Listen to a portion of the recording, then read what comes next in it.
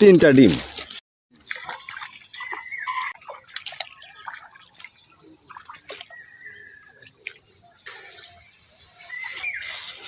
আজকে আপনাদেরকে নিয়ে আসছি কেন জানেন, এই যে এখানে এই আমার ঘাসের জমিন আছে, এটা ঘাসের জমিন, কিন্তু এই জমিনে ঘাস কাটতে এসে দেখি যে একটা পাখির বাচ্চা, কিন্তু এই যে আমার ঘাসের মধ্যে পাখির বাচ্চাটা দেখেন, এই যে আপনারা দেখাচ্ছি এখানে, এই যে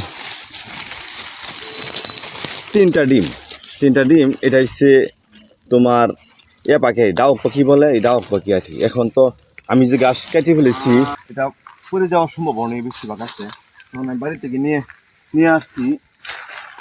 এই যে আপনার একটা বাঁশ নিয়ে আসছি, যাতে বাতাস, এখন তো জানেন যে বর্ষাকাল, বৃষ্টি বাদলের দিন, অনেক জোর হাওয়া হয়।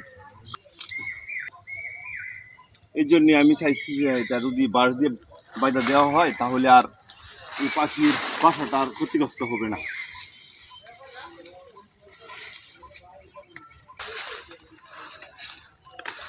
দেখি চলবে, হ্যাঁ, পাখিটা আর কোনো সমস্যা হইতো না আশা করি।